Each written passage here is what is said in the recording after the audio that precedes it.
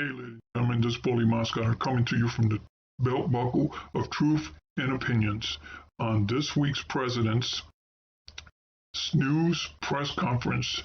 Hey, stick around, listen to what I've got to say. Because if you don't, I'm coming after you, and I'm going to give you an atomic drop on your head. Hope you believe this president's first Snooze press conference. Is this the remake of Love Story number 2? For you old fogies out there, you know that what was Love Story back in the 70s. But you know, this is just crazy. Come on, man. You call this a press conference? You still have the President of the United States fumbling and looking for cards and information. And reading from cheat sheets again. It just, I don't know. Can't the president just speak off the top of his head? Yeah, you should have some information. But for heaven's sake, the man's been in government for 35 years. There's something wrong if you can't remember basic information. You know, you might not like President Trump, but at least he had the brass ones to talk to the reporters. He was animated. He used enthusiastic remarks. He didn't like some of the reporters because he called them fake news reporters. But the reporters enjoyed it, I guess, because it was a tug of war between the President Trump and them. Holy mackerel. When the President of the United States, President Biden, would try to look for information, it looked like he was fumbling. He lost his place when he would try to answer questions. Holy mackerel.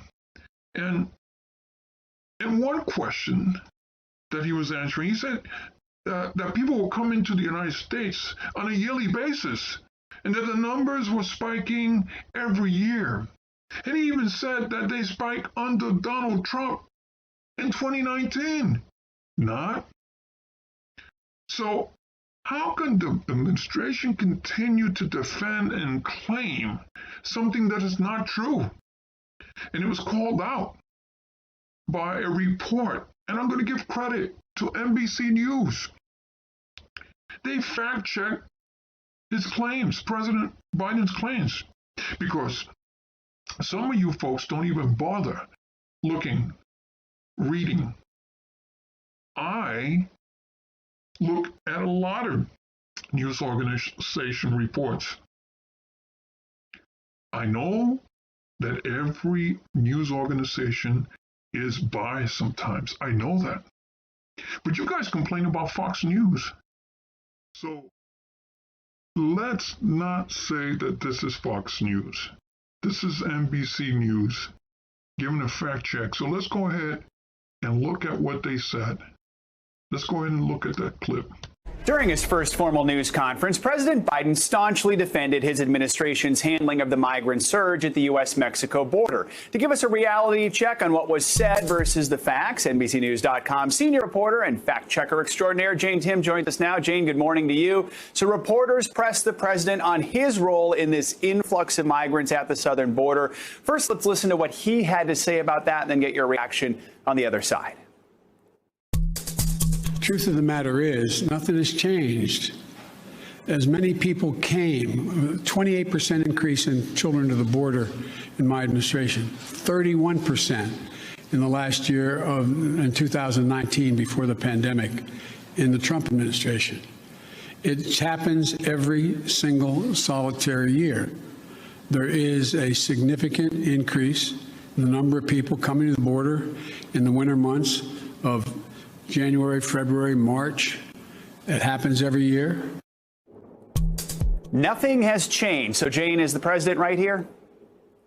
You know, nothing has changed. Pretty sweeping statement. Fact checker eyes went off our radar. But essentially what he's saying is there is a seasonal surge. We know that's true. That does happen every year. But the data he's talking about when he sort of says this is the same surge we saw pre-pandemic under Trump with regards to children is not correct. So when you look at how many children are coming across the border without their parents, that number has surged greatly. And that's the issue that we're seeing, where there's a lot of kids who are in custody because we're not sending them back across the border without their parents, essentially. That's the Biden administration's decision. And we're seeing big surges in that. What's also true is that when he talks about data, he's talking about February data. It's late March. We're in a different month, and the situation has changed. Reporters on the ground say we're actually seeing a lot more of a surge than usual. Now, let's listen to what President Biden had to say about his predecessor's policies and their effect on the current situation at the U.S.-Mexico border. They're coming because of the circumstances in country. In country. The way to deal with this problem, and I started to deal with it back when I was United States Senator, Vice President, putting together a bipartisan plan of over $700 million to the root causes of why people are leaving. What did Trump do? He eliminated that funding. He didn't use it. He didn't do it. So, Jane, fact or fiction there? That one, I got to say, is false. The former President Donald Trump did say he was going to get rid of $700 million in aid to those countries, but $432 million of it was restored shortly after, the headlines died down. So with the help of retrospect, we can say a good amount of that funding actually did go through. Of course, it's in-country situations that is causing this surge, but a lot of the funding that Vice President Biden wanted to go in place, it still went. So that's the information that NBC News put out there.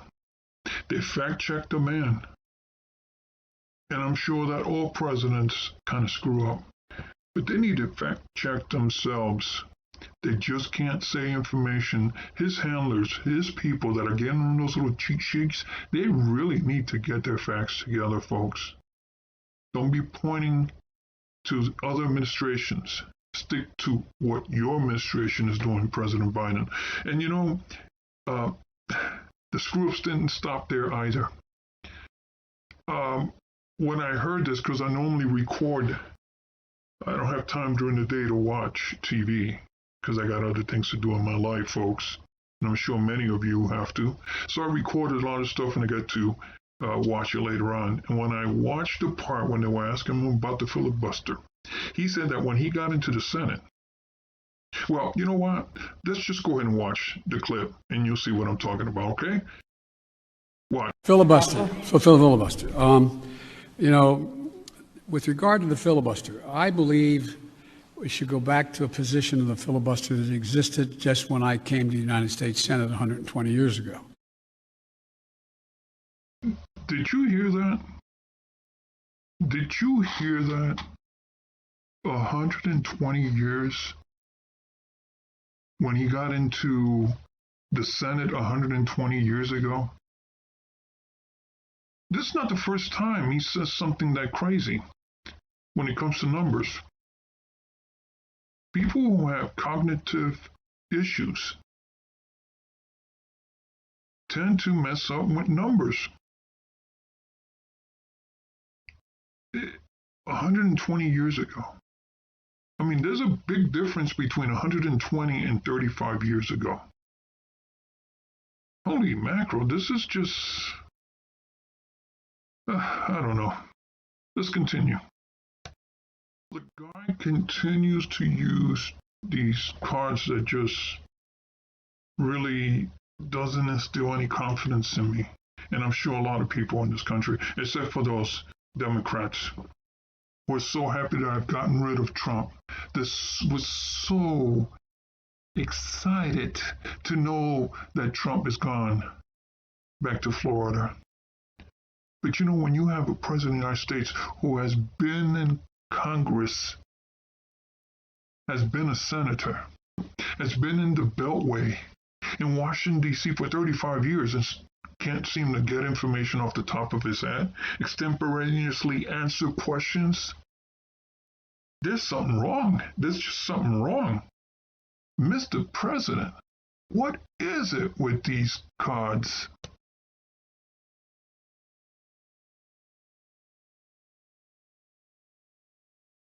And as the Snooze press conference continued, they came up with this thing on the filibuster because the Democrats continue to say that it is of the Jim Crow era. What they're trying to say, that a filibuster is racist. You know, it's so funny, but these same Democrats, the same Democrats carry out a lot of filibusters when they were the minority. If you don't know what a filibuster is, you should look it up. It helps the minority keep from bills being approved, or at least delaying them, by causing the majority to get tired of listening to them. And if an individual walks out of a filibuster from the opposing party, they give up their right to have the bill approved. That's why people hate filibusters, because the individual can talk, and talk. But let's look at the Democrats did in 2020, just last year, the last year President Trump was in office. And you know, if you don't believe that clip, you can look in the congressional records and see how many filibusters both parties have carried out. But let's look at a video clip of several years ago of both President Biden when he was a senator and his homie, President Obama, when he was a senator. Let's see what they say about filibusters. I'm a former senator. So is my vice president. We both value any Senate's duty to advise and consent. It's important, and we take that very seriously. Everyone in this chamber knows that if the majority chooses to end the filibuster, if they choose to change the rules and put an end to democratic debate, then the fighting and the bitterness and the gridlock will only get worse. You cannot change the Senate rules by a pure majority vote. I support the step a majority of senators today took to change the way that Washington is doing business. Mr. President, I sense that talk of the nuclear option is more about power than about fairness. I believe some of my colleagues propose this rules change because they can get away with it rather than because they know it's good for our democracy. The nuclear option abandons America's sense of fair play. It's the one thing this country stands for. Today's pattern of obstruction, it just isn't normal. It's not what our founders envisioned. That doesn't serve anyone's best interest, and it certainly isn't what the patriots who founded this democracy had in mind. And I pray God when the Democrats take back control, we don't make the kind of naked power grab you are doing. One day, Democrats will be in the majority again. And this rule change will be no fairer to a Republican minority than it is to a Democratic minority. There's one thing I've learned in my years here. Once you change the rules and surrender the Senate's institutional power, you never get it back. All right, folks, so there's an example of Biden and former President Obama, when he was senator, defending the filibuster. Why is it now that the Democrats want to eliminate it? What's going on? Because they know they're in power and they want to steamroll without debate, without a discussion, bills over the minority's opposition. And if the filibuster is completely eliminated, it seems that they will be in power forever. Because then you won't have a minority bringing on the floor a discussion on a bill. Did you listen to what Obama said? They have to be careful if they eliminate the filibuster. What are they trying to push? Is it eventually having a one-party system in the United States? Because a minority won't have a chance to bring on the floor of the Senate a discussion or filibuster. No matter what they say, it will not matter. because the Democrats will be the party that has everything in control when it comes to passing bills in the Senate that comes from the House. Is their agenda for the future is to create a one-party rule in this country? Because I know there's one-party rule in other countries. Let's think about those countries. Cuba, Venezuela, North Korea. How about the former Soviet Union? How about all those communist-run countries in Eastern Europe many years ago, before communists fell in those countries? How about China? All these countries where only one-party rules, and the people, they're getting screwed. And the country have no say, only those in one party. You know, it's just very, very frustrating to see these people talk in the past about defending something and now saying that it is Jim Crow era, a relic of Jim Crow. And our president saying that it's going to be from Jim Crow to Jim Eagle. What the hell is that? What the hell is that? What's he trying to say? And you know what's so sad? Is that when the president is discussing something, he just, in this last Snooze press conference, oh God. I mean, the dude just starts something and he seems to lose his place. He can't find his little cheat sheet. And, well, you know what? Just go ahead and look at the clip. Just look at the clip. Poor at calculating how to get things done in the United States Senate. So the best way to get something done, if it holds near and dear to you that you like to be able to, anyway. So there you have it, folks. My take on the Snooze press conference. Oh boy. Some BS and smoke was blown around. And, you know, the news media, those reporters, some of them, they were like little puppies wagging their tails when they're happy to see their owner come home. Folks, is this going to be like this while President Biden's in office? They're slobbering all over the place to make the guy feel good by asking very soft questions and not pressing on them. Is this going to be the media? Well, it's been like that maybe for several years now, because when a Republican gets into office, they're the defenders of the press, and they go after the president, a Republican president, with no holds bar. But with Biden, it seems to be like kid gloves. Are they going to continue being an advocacy group for the Democrat Party? Or are they going to defend what is truly, truly a free press, an unbiased press? I guess they were so mesmerized with President Biden finally having a press conference, which this one was a snoozer. Maybe some of the reporters that were there fell asleep. Who knows? Well, folks, this is Foley Moscata giving you from the belt buckle of truth and opinion. If you like what I said, if you don't, that's okay. I respect your right to disagree with me. I've said it in the past videos. You know, that's the great thing about this country.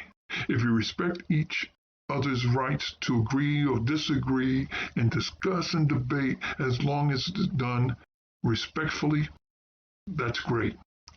So if you want to continue watching my videos, just go ahead and hit the little bell, hit subscribe, and I'll hit you right back with an elbow smash with opinions and facts and truth.